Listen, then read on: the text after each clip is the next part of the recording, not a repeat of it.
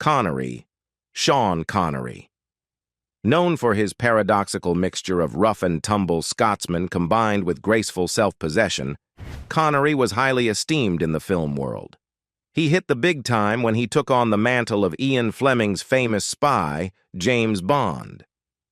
For decades, and to some even today, he's been touted as the best of the Bonds, and the role afforded him a plethora of later opportunities.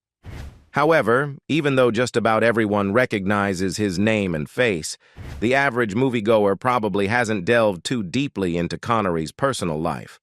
Following his passing, revelations about Sean Connery's darker aspects surfaced, leaving fans astonished. Join us as we explore Sean Connery's life, shedding light on these secrets and untold truths. But first, let's delve into where it all started. Tragic early life. Born on August 25, 1930 in Edinburgh, Scotland, Sean Connery's early life is a testament to resilience and determination. Coming from humble beginnings, he was the son of Joseph Connery, a factory worker and lorry driver, and Euphemia McBain McLean, a cleaning woman. Raised in the Fountainbridge area of Edinburgh, young Sean faced typical challenges of a working-class upbringing. Money was tight, and as an infant, he famously slept in a dresser drawer due to financial constraints. At just 14 years old, Sean entered the working world, starting as a milkman. His ambitions, however, drove him further. By age 16, he made a bold decision to join the Royal Navy. Despite his enthusiasm, his naval career was cut short at 19 due to a medical condition, a duodenal ulcer that ran in his family. Undeterred by setbacks, Sean explored diverse career paths. He worked as a bricklayer, a lifeguard at Portobello swimming baths, and even posed as an artist's model for the Edinburgh College of Art. One of his more intriguing jobs was polishing coffins, a role he undertook at the suggestion of former Mr. Scotland, Archie Brennan. Despite his varied work experiences, Sean's true passion lay elsewhere. At 18, he discovered a love for bodybuilding and began rigorous training under a former British Army gym instructor. His dedication led him to compete in the 1953 Mr. Universe contest, where he made a lasting impression, despite not winning the top spot. However, fate had different plans for Sean. While on tour with the production of South Pacific, his athletic prowess caught the eye of Matt Busby, the legendary manager of Manchester United. Impressed by Sean's performance in a local football match, Busby offered him a contract on the spot. Sean, however, recognized the fleeting nature of a footballer's career compared to that of an actor. This realization marked the beginning of his journey into acting. His first taste of the limelight came with a role in the chorus of the London production of South Pacific. From there, he ventured into Hollywood, eventually becoming a cinematic icon long before his iconic portrayal of James Bond. Acting career. In the early 1950s, Sean Connery was a young man navigating his path in the world. Eager to make ends meet, he lent a hand backstage at the King's Theatre in Edinburgh for extra cash. Little did he know, fate had grander plans in store for him. In 1953, while participating in a bodybuilding contest in London, Sean heard about auditions for a production of South Pacific. Curious and daring, he decided to try his luck and successfully landed a small role as one of the chorus boys. Sean's talent did not go unnoticed. His dedication and natural charisma quickly earned him a larger role, and eventually, he was promoted to the featured role of Lieutenant Buzz Adams. Despite early success on stage, Sean's life was far from glamorous. Back in Edinburgh, he encountered the Valdor Gang, one of the city's most notorious groups. In a bold move, Sean stood up to them, earning their respect and a reputation as a tough individual. During his time in the theater scene, Sean's passion for acting deepened. He forged lifelong friendships, such as with Michael Caine, and was introduced to the world of literature by American actor Robert Henderson. Henderson's recommendations opened Sean's eyes to the works of great authors like Ibsen, Tolstoy, and Shakespeare, further fueling his artistic aspirations. Despite his growing interest in acting, Sean faced financial hardships. To make ends meet, he took on odd jobs, including babysitting for a journalist and his wife. Nevertheless, Sean's determination never faltered. He continued to seek out acting opportunities, landing numerous roles in theater productions and television shows. In 1957, Sean's big break came when he secured his first significant film role as Spike in No Road Back. This opened doors to more substantial roles, including Mountain McClintock in Requiem for a Heavyweight and Johnny Yates in Hell Drivers. While some of his early films received mixed reviews, Sean's talent was undeniable. In 1959, Sean starred in Darby O'Gill and the Little People, a Walt Disney Productions film that showcased his versatility as an actor. Around the same time, he garnered acclaim for his television roles in productions like Anna Karenina and Macbeth. These early successes laid the foundation for Sean Connery's illustrious career, which would soon catapult him to international fame as the iconic James Bond. James Bond. In 1962, Sean Connery, then a relatively unknown actor, took on the role of British secret agent James Bond in the film Dr. No. Little did he realize that this decision would catapult him to superstardom and secure his place in cinematic history. Initially hesitant to commit to a film series, Connery saw the potential career benefits if the Bond films succeeded, and succeed they did. Over the span of 1962 to 1967, Connery embodied the character of 007 in 5 films produced by Eon Productions: Dr. No, From Russia with Love, Goldfinger, Thunderball, and You Only Live Twice. These movies not only became box office hits, but also elevated Connery to global icon status. Audiences were captivated by his suave demeanor, commanding physical presence, and cool composure, making the phrase Bond, James Bond, synonymous with Connery's effortless charisma on screen. After a brief hiatus from the role, Connery returned as James Bond in Diamonds Are Forever in 1971, reaffirming his impact and solidifying his place in cinema history. The American Film Institute later recognized James Bond as the third greatest hero in film history, a testament to Connery's enduring influence. Dana Broccoli, the influential wife of producer Albert Cubby Broccoli, played a pivotal role in casting Connery as James Bond, believing he was perfect for the role. Even Ian Fleming, who initially doubted Connery's suitability, was won over after witnessing his performance in Dr. No. Connery's tenure as Bond was not without challenges, such as a perilous encounter with a shark during the filming of Thunderball in 1965. Despite these hurdles, Connery remained committed to delivering captivating performances throughout his Bond career. His final appearance as Bond came in Never Say Never Again in 1983, marking the culmination of his portrayal of the iconic spy. Sean Connery's legacy as James Bond endures, solidifying him as one of the greatest actors in cinema history. Further career. Sean Connery's name became synonymous with the sophisticated and charismatic British secret agent James Bond. However, beyond this iconic role, his career was a roller coaster ride of success, challenges, and reinvention. Despite the fame and fortune that came with playing Bond, Connery grew weary of the role and the pressure it placed on him. He famously expressed his frustration, stating, "I am fed up to here with the whole Bond bit," and even humorously quipped, "I have always hated that damn James Bond. I'd like to kill him." While portraying 007, Connery also ventured into a diverse array of roles that showcased his range and talent.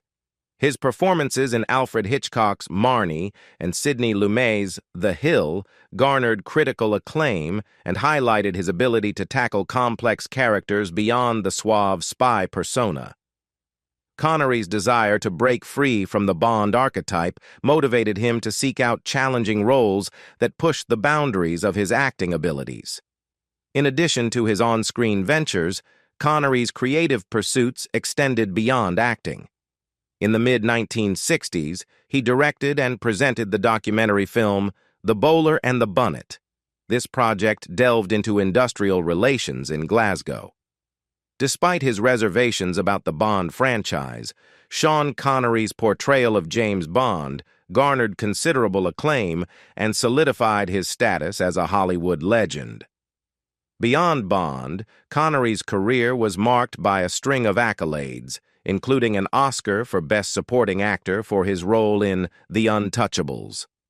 Post-Bond, Connery continued to deliver captivating performances in notable films such as The Man Who Would Be King, Indiana Jones and the Last Crusade, and The Hunt for Red October. His presence on screen remained formidable, even amid box office disappointments and personal challenges. Why Sean Connery hated the League of Extraordinary Gentlemen. Sir Sean Connery's disdain for Stephen Norrington's The League of Extraordinary Gentlemen was so profound that it prompted his retirement from acting following the film's release. Much of Connery's displeasure stemmed from the tumultuous production, marred by adverse weather and extensive delays.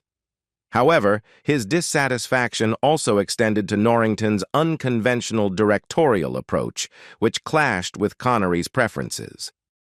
The League of Extraordinary Gentlemen, also known as LXG, revolves around a group of fictional literary characters portrayed as Victorian-era superheroes, based on the comic book series by Alan Moore and Kevin O'Neill. Connery's role as Alan Quatermain, an adventurer haunted by the loss of his son in a previous hunting accident, showcased his ability to embody complex characters on screen. Despite Connery's captivating performance, both literal and figurative storms during filming created significant challenges behind the scenes. While The League of Extraordinary Gentlemen achieved moderate success at the box office, it faced criticism from viewers and critics alike for its inconsistent storyline. Connery himself was among the film's harshest critics, citing various reasons for his dissatisfaction with LXG.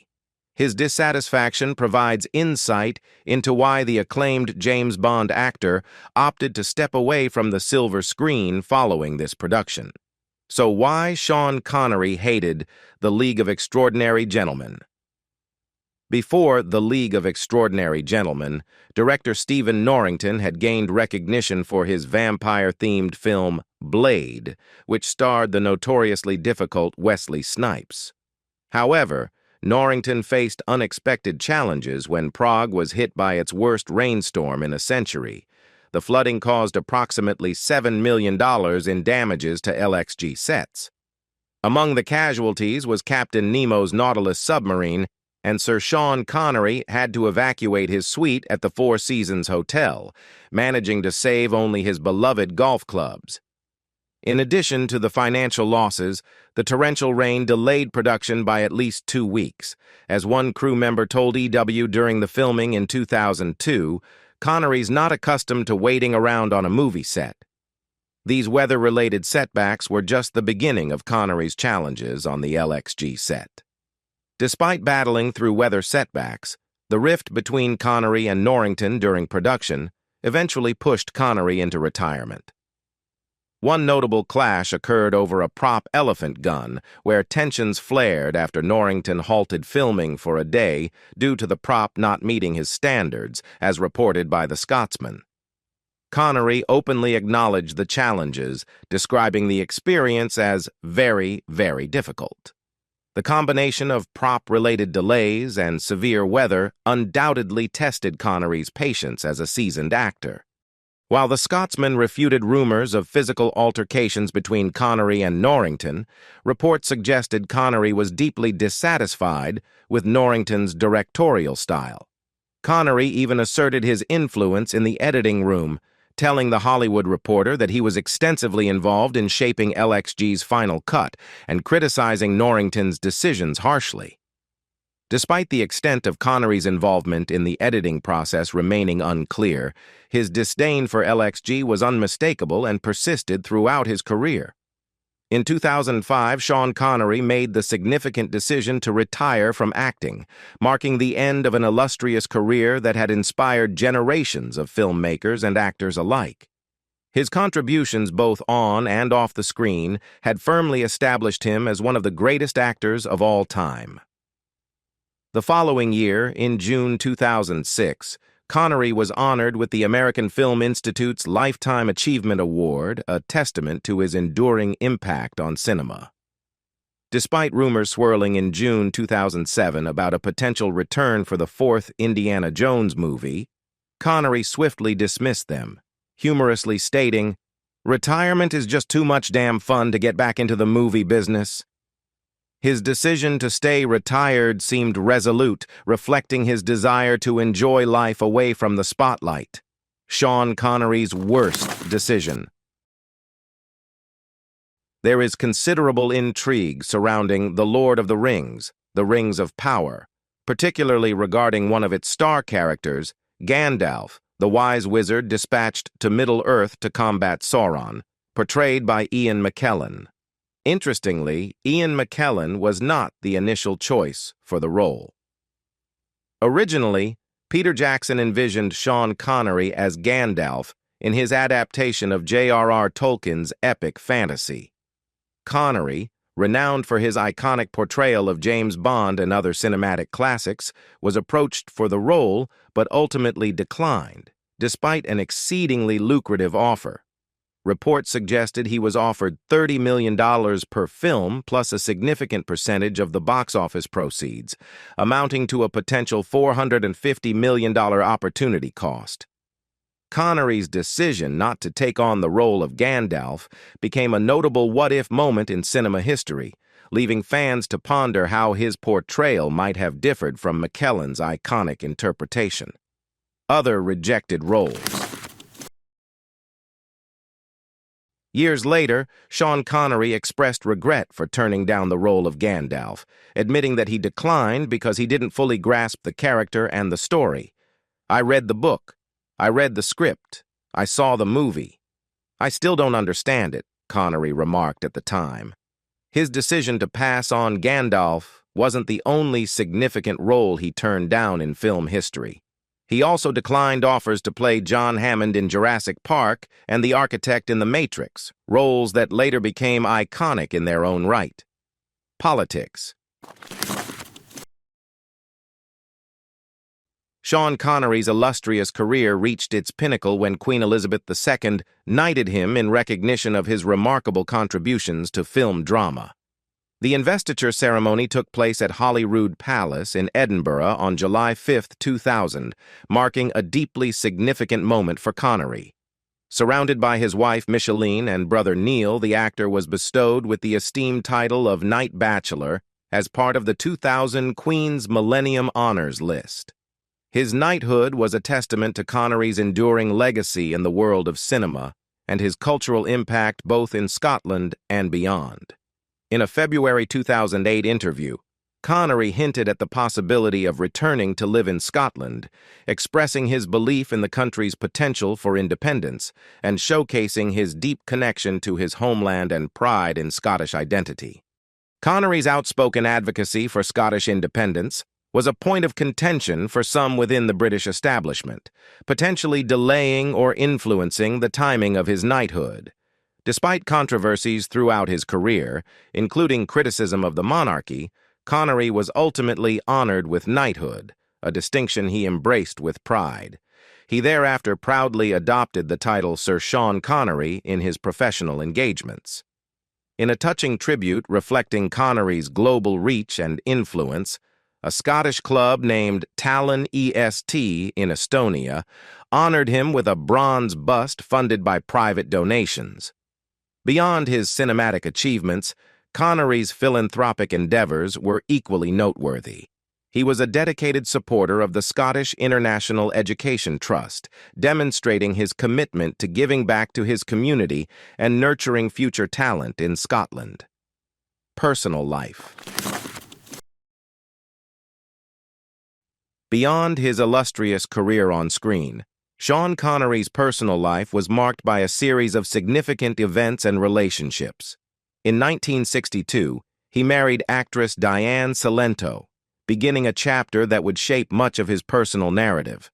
Their marriage endured until 1974, despite a separation in 1971. During their time together, they welcomed a son named Jason Joseph in 1967. Connery also displayed his artistic talents by illustrating the cover of Salento's novel, The Manipulator, showcasing another facet of his creativity. However, as the 1970s unfolded, Connery's personal life took new turns. He explored new relationships and was romantically linked with several notable women, including actresses Diane Cannon, Jill St. John, Lana Wood, Carol Mallory, and model Magda Konopka. These relationships, along with his evolving career, reflected Connery's complex persona beyond the screen. Later in life, his first wife, Diane Salento, penned a tell-all memoir in which she alleged that Connery subjected her to both mental and physical abuse during their marriage. These allegations sparked controversy and garnered significant media attention. In response, Connery vehemently denied ever making statements condoning violence against women, seeking to clarify his stance on such serious issues. In 1975, Connery found lasting love again when he married French-Moroccan painter Micheline Roquebrune. Despite occasional public scrutiny, including Connery's well-publicized affair in the late 1980s with singer and songwriter Lindsay DePaul, the bond between Connery and Roquebrune remained resilient and steadfast. Roquebrune later expressed regret over Connery's controversial views on domestic violence, illustrating the complexities within their relationship. Sean Connery's life off-screen was as varied and impactful as his illustrious acting career. In 1979, he acquired the picturesque domain of de Terre Blanche in the south of France, a retreat he cherished until its sale in 1999. Subsequently, Connery made a significant move to the Bahamas in the 1990s, where he resided in a lavish mansion in Lyford Cay on New Providence, enjoying the tranquil Caribbean lifestyle. Beyond his personal pursuits, Connery was deeply committed to philanthropy. His passion for giving back was evident early on when, in 1971, he partnered with his friend Sir Jackie Stewart to establish the Scottish International Education Trust. This initiative aimed to support talented individuals from Scotland by providing crucial financial assistance for their education, enabling them to pursue brighter futures.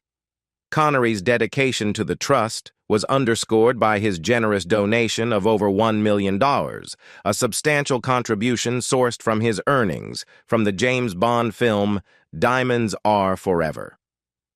Connery's philanthropic endeavors extended beyond education to encompass cultural causes, particularly those dear to his heart in Scotland. Despite achieving immense success, Sean Connery remained humble and acknowledged the profound influence of support in his own journey, motivating him to advocate for others. Connery's interests were diverse and deeply rooted. A lifelong supporter of Scottish football, he initially backed Celtic FC in his youth, but later shifted allegiance to Rangers FC after forming a close bond with the team's chairman, David Murray. Beyond sports, Connery was an avid golfer, introduced to the game by his friend Ian Stewart. His passion for golf was such that he received instruction from English pro Peter Alliss before filming the iconic golf scene in the James Bond film Goldfinger.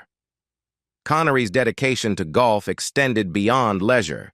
He played a role in the inauguration of the PGA Centenary Course at Gleneagles in Scotland, alongside racing legend Jackie Stewart and golf icon Jack Nicklaus. While Connery's life was punctuated by achievements and accolades, he also valued moments of introspection. Despite initially canceling plans for an autobiography, Connery eventually offered insights into his Scottish heritage through his book Being a Scot, released in Edinburgh on his birthday in 2008. His multifaceted talents and contributions continued to be celebrated even after his passing. In a poignant tribute to his enduring legacy, one of the new sound stages at Pinewood Studios was named the Sean Connery Stage on what would have been his 92nd birthday. This honor stands as a testament to Connery's lasting impact on the film industry and beyond, commemorating a man whose influence transcends his iconic roles on screen. The Controversies.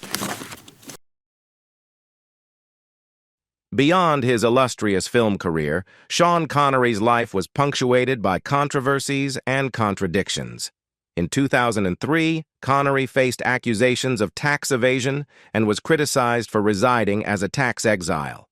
He countered these allegations by releasing documents revealing substantial tax payments to the UK Treasury. However, critics pointed out discrepancies, suggesting his tax rate would have been higher if he had maintained continuous residency in the UK. His tax status became a contentious issue during the lead-up to the 2014 Scottish independence referendum, limiting his involvement in rallying support. In his personal life, Connery faced allegations of misconduct and abuse. Reports surfaced regarding his relationships with multiple women, some involving instances of physical violence. His controversial remarks in interviews where he appeared to justify hitting women under certain circumstances sparked widespread outrage and condemnation. Despite these controversies, Connery's professional career continued to thrive, largely shielding him from the repercussions of his personal actions. His success overshadowed his missteps, prompting discussions about accountability and societal attitudes toward misconduct, especially among influential figures. Following Connery's passing, renewed scrutiny of his troubled history has prompted reflection on the intersection of talent, power, and accountability. While some argue that Connery's actions should be contextualized within the norms of his time, others advocate for a critical reassessment of his legacy. They emphasize the importance of holding individuals, including celebrities, accountable for their behavior, regardless of their stature in society. Sean Connery led a private life after he retired from Hollywood in 2006. Despite his status as one of the world's most renowned actors, Sean Connery managed to achieve the seemingly impossible in his later years. He maintained a private life. After settling with Roca Brune in the Bahamas, Connery rarely appeared in public. One notable exception was his rare appearance at the U.S. Open tennis tournament in New York in August 2017. At the event, he seemed pleased as the iconic theme of 007 played, honoring his legacy as James Bond, according to USA Today. Connery's final live-action role came in the 2003 film The League of Extraordinary Gentlemen. Reflecting on the experience later, Connery expressed disillusionment with Hollywood as a whole. In a 2007 interview with The Hollywood Reporter, he criticized the director and the production circumstances, saying, "The last one I did, director Stephen Norrington, was given $85 million to make a movie in Prague, but unfortunately, he wasn't certified before he started because he would have been arrested for insanity. So we worked as well as we could, and I ended up being heavily involved in the editing and trying to salvage." Following The League of Extraordinary Gentlemen, Connery received offers for other roles, including a part in the fourth Indiana Jones film, which he declined. On his official website, he explained his decision, stating that retirement was simply too enjoyable. His final role turned out to be a voice-acting part in the 2012 animated film Sir Billy. For Connery, who originated the role of James Bond, won an Oscar in 1988, was named the sexiest man of the century by People magazine in 1999, and was knighted in 2000, retirement was a well-deserved reward. While any health challenges he faced in his later years remained private, what mattered most to his fans was his illustrious career and the enduring legacy he left behind: health issues and his death. Sean Connery spent his final years in the serene setting of the Bahamas, enjoying retirement with his second wife, the artist Micheline Roquebrune. However, his later years were not without health challenges. In the 1990s, Connery underwent radiation therapy for a throat condition and later surgery to remove benign tumors from his vocal cords. Despite these setbacks, he continued to captivate audiences with his magnetic on-screen presence. In 2003, Connery faced another health issue, undergoing surgery to remove cataracts from both eyes. 3 years later, in 2006, he underwent kidney surgery to remove a tumor.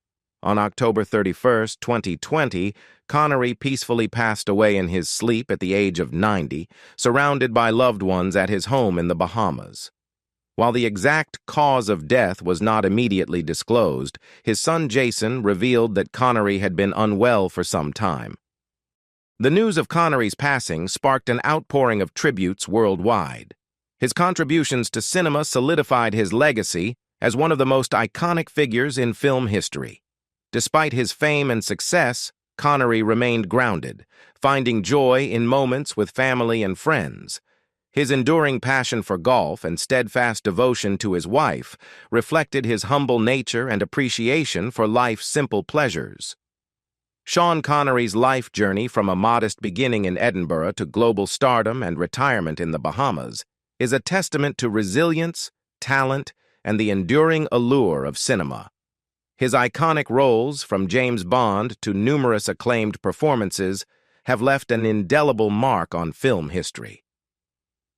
Beyond the screen, Connery's commitment to philanthropy and his quiet dedication to family and friends underscored his character. As we reflect on his remarkable life, we invite you to share your favorite Sean Connery movie or memory in the comments below. Don't forget to like and subscribe for more updates on iconic figures and cinematic legends like Sean Connery. Until next time, stay tuned.